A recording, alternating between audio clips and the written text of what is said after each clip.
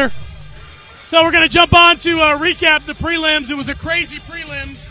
So we'll just go right down the line, talk about I got obviously Nick Peralta, MMA Outsiders, at Nick the Phantom here with me. So we're going to go ahead and run it down. All right, first up, we had Jeff Roman and Zach Bonnell. Everybody in the entire building, Nick and myself included, believe that Jeff Roman won that fight. The three people that matter, who were the judges at cage side, did not, so they get the last laugh on this one. Nick, what were your thoughts on that fight? I mean, can you make sense of that card? No, I did not agree with that at all. I thought first of all, I thought Roman was the clear victor. When I heard it split, I was already throwing it back, and then the second I heard that Bonnell got the victory, I was very surprised. You know, one judge I felt got it right. I do believe Bonnell got away with one round and Roman with two. But what even worse, that one judge gave it 29-28 for Bonnell. There was one judge that scored it 30-27, and that's just absolute nonsense. There was no way he won all three of those rounds. So yeah, the judging already starting off the bat, and it's Vegas, so I mean, and it's got that reputation going for it. Sadly, that these judges are just not that good at all when it comes to judging fights. And this fight and another fight that I'm sure we'll talk about in a few minutes, very clear highlight that fact.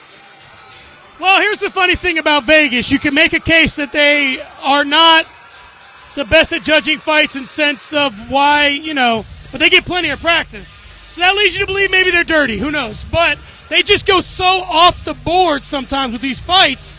And I don't know if they have a different criteria. Listen, you can make the case that Jeff Roman, who was controlling the fight, wasn't doing anything. But then again, how do you advocate on the other side for Bonnell? He did look sharp on his feet, but I don't know, 30-27 is kind of out there. All right, let's move on to Adam Acquaviva, who took on Andreas Ponce, and Adam Acquaviva looked sharp. First round, in and out, rear naked choke. Not a lot of fight to talk about, but obviously a fantastic performance. Maybe the performance of the night so far. Talk to me a little bit about Adam Acquaviva. Yeah, I mean, Acquaviva, he had a very tough fight with Ponce. Going into this, I mean, you look at their resume. Ponce is definitely a decorated striker. In hindsight, I didn't know this until after I checked him out after the fact. But he's got a nice amateur decorated kind of kickboxing career.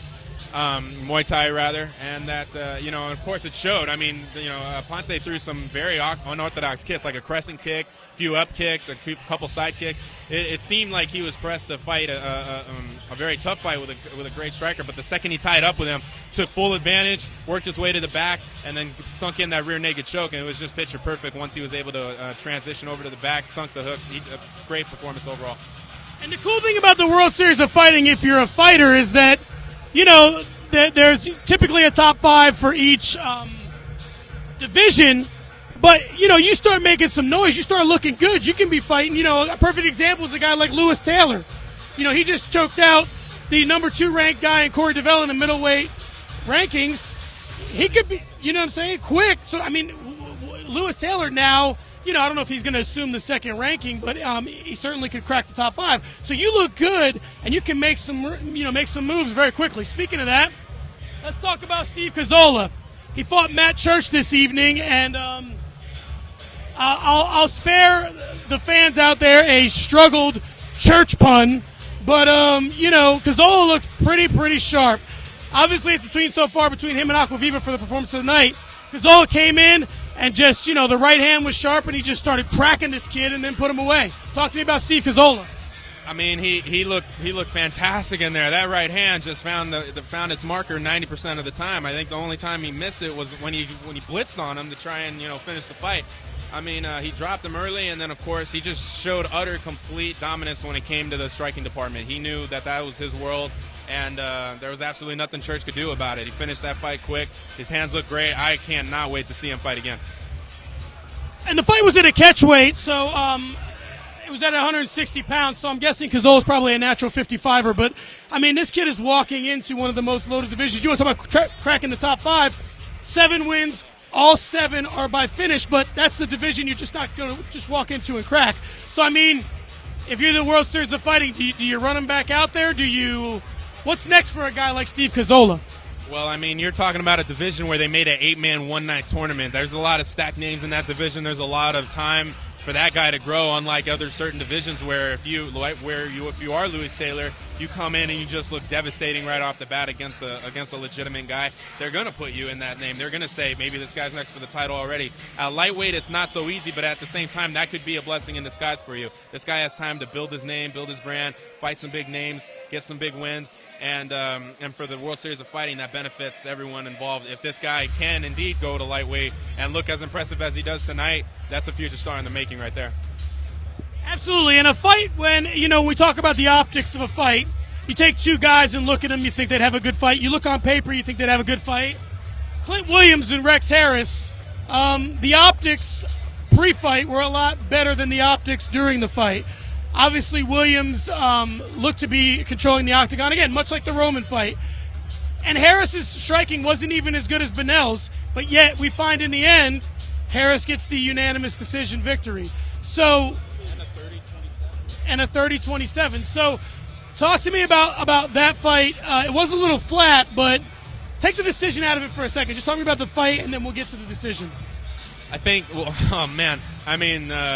like you said, the one thing Bunnell had going for him in that fight against Roman that is different from this is that Bunnell was the clear and obvious better striker in that fight.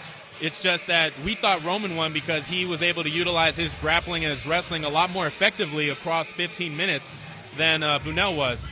In this fight, Harris never really rocked Williams. He never hurt him to the degree of, like, say, the Bunnell-Roman fight that would merit him getting a unanimous decision victory, much less a 30-27 across 15 minutes. I thought Harris only won, like the first fight, I thought Harris only won one round. I thought Williams clearly won two. And so, I don't know what the judges are looking for in there, because this is even more egregious than the Bunnell-Roman fight, because Williams controlled the fight just as effectively as Roman did, but he didn't get hurt. He never got caught on the feet. The worst thing that happened to him in this fight was he got tossed in that third round, which was a fantastic round for Harris. That he won that third round for sure. Landed some good ground and pound, tried to get the finish at the end of the fight. But, you can say in those first 10 minutes there was nothing Harris did that you can say and point to that gave him those 2 rounds. So I just thought that was even more egregious than the first controversial finish or decision that we saw earlier in the night. And it's almost a situation where you find yourself thinking that is the guy who's the more effective fighter but yet can't get over that hump, can't really just score a dominant round, is he in some way being penalized by these Vegas judges? Because twice now we've seen guys who were clear victors of a round sort of be, not win the fights. So I don't really know what to make of it. Obviously, I alluded earlier to there being some nefarious behavior. It's the only thing that sort of makes sense. Are we just missing the way they're evaluating fighters here, or is there something more? Listen, I got to imagine you've been watching fights for years. I've been watching fights for a decade. And generally, when we look at a fight, when we score it, the majority of the time, not just with Vegas, but any other state, we can watch a fight. We can see what they're doing effectively, what they're not doing effectively, offensively, defensively. Look at everything each fighter is doing, and we can say generally what it is that they're doing and say, that guy won the round and that guy didn't. The majority of the time we can say that we're correct, I would assume. And in this case, the same kind of process is there. We're looking at this fight and we're saying these guys, Roman and Williams, won 2 rounds, and I would say definitively, arguably. And whatever they're seeing, I can't imagine, I can't explain it. This whole building set also agreed with us when it came to that first fight, especially, that there's no way that Bunnell won that fight. So I think it's just these judges. And when you say corruption, it's usually I'm not one to just get involved in conspiracy theories where maybe these guys are corrupt or where they're not. But I don't have a legitimate argument against that when you look at that fight and say, like, what were they watching? Seriously. I agree, and I think for me the interesting point is that, the fights where it could be one way or the other are typically higher action fights. Do you know what I mean? That's what I think is the thing that's most disheartening to me, is that when I see two guys really going at it, yeah, it's hard to see who is more effective when they're throwing punches, who landed, who didn't, when there's a lot of action. This was not that fight. Okay. The prelims wrapped up with Ubakar Nurmagomedov taking on Matt Franku.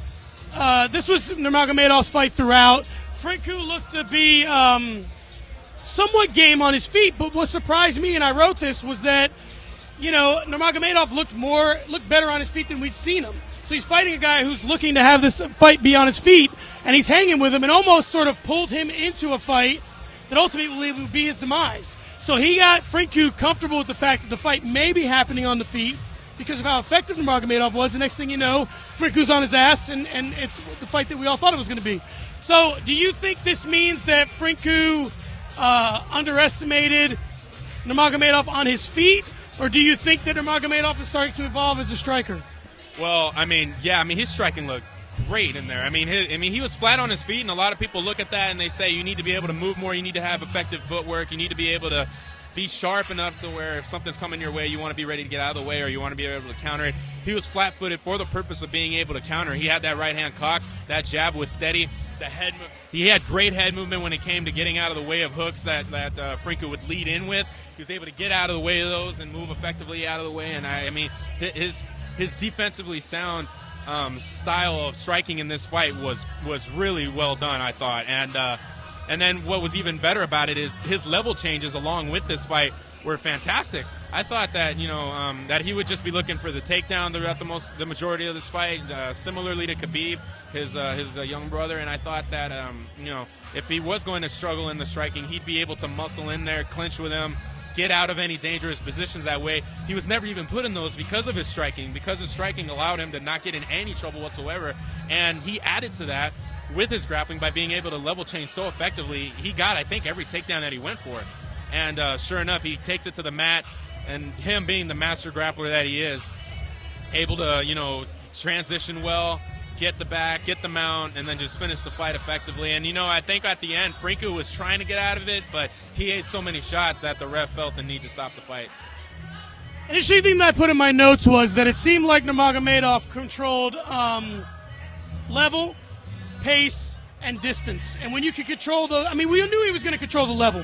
There was never a doubt that he was going to determine whether this fight took place on the feet or on the ground to an extent. If Franku could have stayed away, maybe he could have some effectiveness. Master of space and time. Master of space and time, Joey Varner. So, but the fact that he controlled the pace and the distance. Now, listen, he just came off a fight with Danny Davis, which was a unanimous decision, but he was nowhere near as effective. So I think the interesting thing for me is that you see the growth. You see that he is turning into the fighter that maybe many have expected he would be for a while. What do you think is next for him? Do you think it's time for a top 5 opponent? Do you think they should let him have some maturation a little bit more, or do you think he's ready for a top 5 opponent?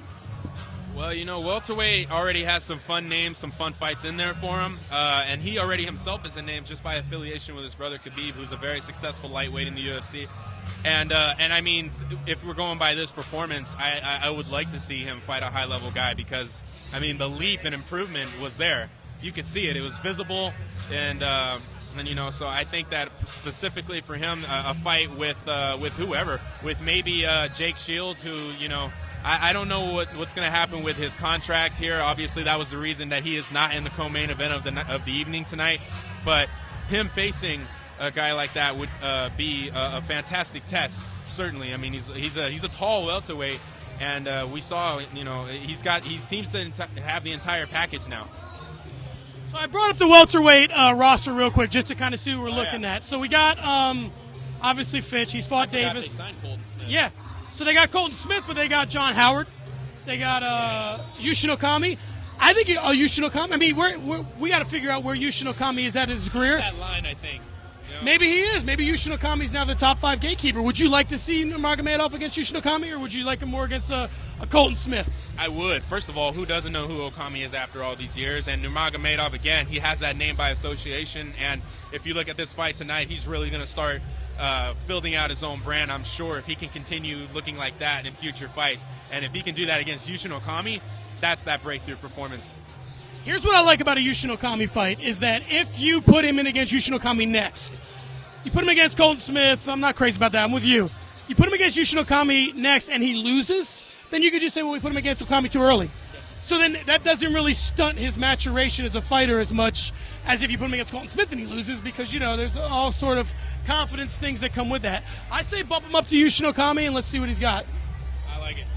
All right, there you have it. That was the prelim recap. It looks like Jazz Socorro is loosening up the pipes right now. We're about to get the main card started. It's about 8 minutes to 8:30. We're going to try and get back on here, maybe recap. I'm not sure if we're going to do recaps as we go for the main card. Maybe. We'll see. So keep it locked right here. Combat Press, MMA Outsiders, Periscope. We'll talk to you guys in a little bit.